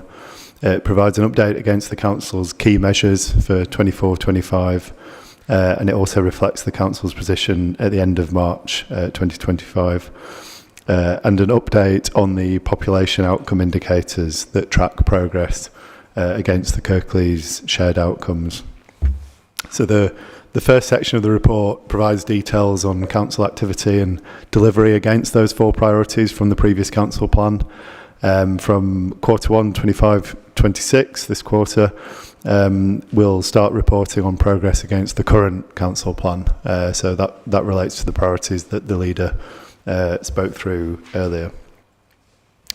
The second section of the report provides the latest data against the Council's key measures and a summary of direction of travel against both demand and performance measures.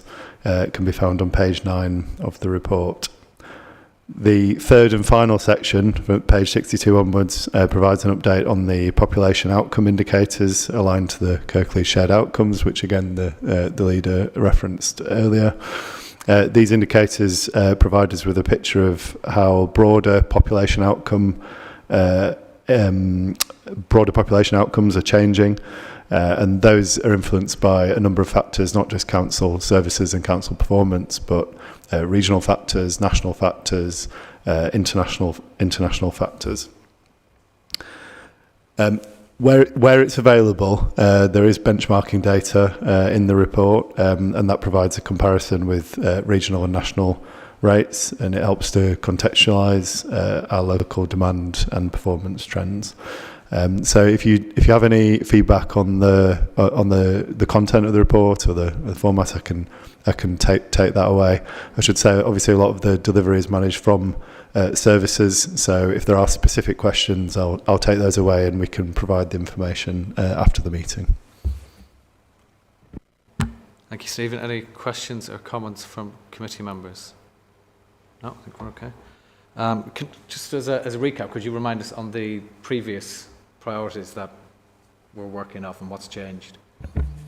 So the ones that we have at the moment are the ones that Councillor Patterson presented earlier. So getting the basics right, local economic growth, thriving people and communities, and protecting the vulnerable and achieving inclusion.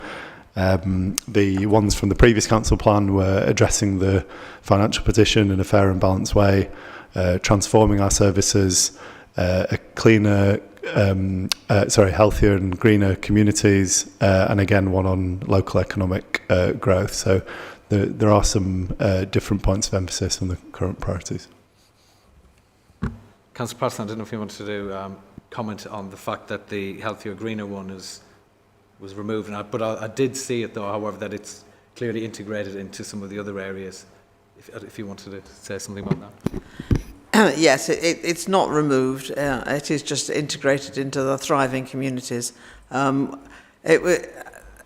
we want to have 4 priorities as opposed to 5, 6 or 7, it was necessary to try and theme them, shall we say, those priorities. So in terms of very specific services and specific outcomes like housing, education and climate change, etc., that we thought all of those contributed to thriving communities, which is why it was encompassed in that. Okay, thank you for that. Nothing further on that. So thank you, Stephen. Thank you, Councillor Patterson, for that. We also know that these reports will continue to be submitted to the committee on a regular basis, and that lead members will pick up any items within their remit that may require further scrutiny. Thank you.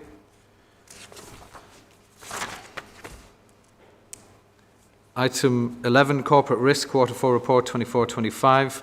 Councillor Turner, are you providing an introduction to Yeah, this? I'll do and then a quick, Alice will quick present the pass over report. it. Again, this is his second outing this week.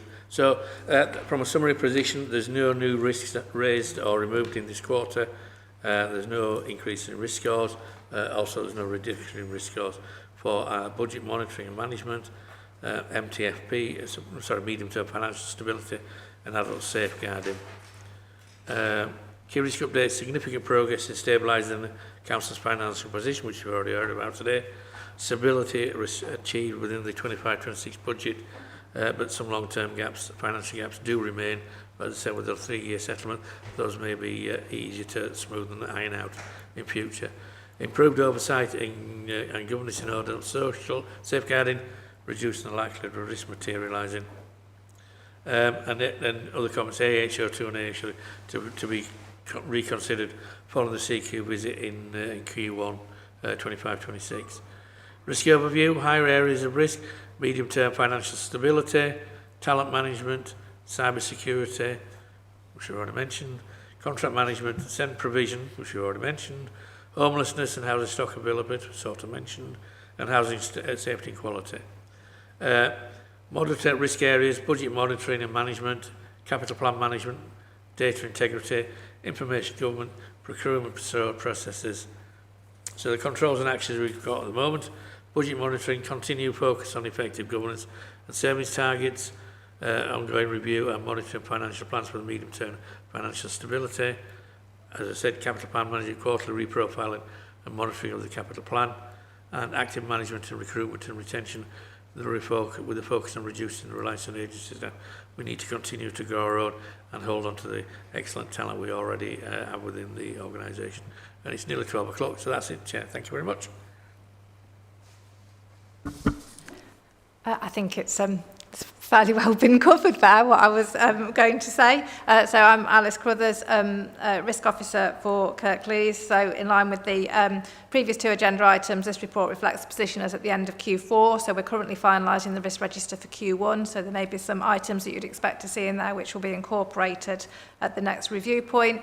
The highest red-rated corporate risks that have Councillor Turner has explained, they're the ones that are covered in the report, and we have had some movement in terms of reductions on 3 of those risks. It's important to stay with the financial risks, that they still remain as red-rated risks. We've just the certainty around the Q4 outturn position was available when we updated, so we were able to reflect that within our risk score. The other change that we've made within the reporting is we've made clear where we've got transformation priorities that are aligning to risks, and that's obviously recognising the fact that there may be other ways to align our transformation resource in terms of focusing on exploiting opportunities or income generation, but also it's important that we do use that to effectively mitigate risk where that's something that transformation support can help to deliver. And also just important to recognise that the corporate risks are produced from an amalgamation of risks that are held at directorate and service level. The list is continually under review. New risks are raised. We look at thematic trends and we consider where there's cumulative impacts across the organisation that would warrant inclusion within the corporate risk register, and also undertake kind of horizon scanning and an assessment of emerging risks. So looking at both internal and external sources for that. And finally, just to welcome comment on whether the list reflects the risks that are visible through your scrutiny work and whether there are additional or alternative risks that you would expect to see included within the report. Thank you. Thank you, Alice. Just on that last comment, anything from panel leads on your specific areas? Councillor Lawson. Thank you, and thank you for the report and also the informal briefing that I had as chair of Health and Adult Social Care. I just wanted it noting by the panel today that that will be an item on our work programme so that we can explore it further. But I do actually find that the risk reports as they come through quite informative. Thank you.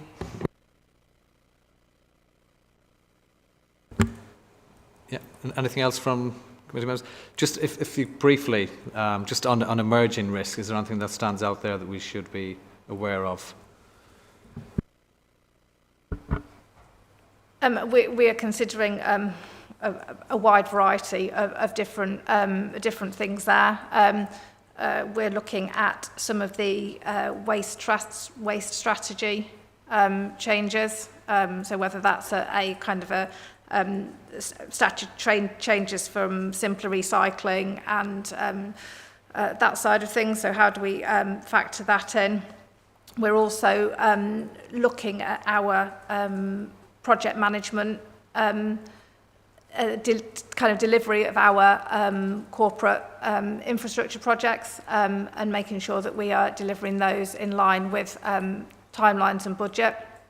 So other items on there include looking at CCTV and making sure we have got effective controls around CCTV across the organisation. So they're a mixture of kind of external regulatory driven things and much more specific to our organisation. Okay, thank you for that. As you, Councillor Turner alluded to, some of the items already been touched on before we got to you, so it's a quite comprehensive report, so thank you very much for that. Thank you for attending, Councillor Turner, for introducing that one, and also noting that these reports will continue to be submitted and that panel members will take up any further issues within their remit with their panels. Item 12, allocation of co-optees 2025-26. The committee is asked to formally appoint the co-optees to the scrutiny panels for 25-26 and thank those who have stepped down. And any committee members like to say anything about any of the co-optees on your panels? Councillor Lawson? I just wanted to actually thank the two co-optees that we've had on health and adult social care, because they bring a wealth of experience and they are very much part of the team when it comes down to scrutiny, and I'm really pleased that they're still carrying on, because their input would be missed otherwise. Councillor May? Yeah, I just want to agree with Councillor Lawson. The contributions are, basically they're welcomed. Thank you. Yeah, thank you. I think we can all agree we value the contributions and the input from co-optees and value what they do. So could I just have a show of hands to approve the recommendations that have been set out in the report? We agree? Thank you. All agreed. Thank you very much. That was item 12. That concludes the meeting. If there's no further comments or questions, next meeting will be held on Friday, the 25th of July. Thank you very much for your attendance and contributions.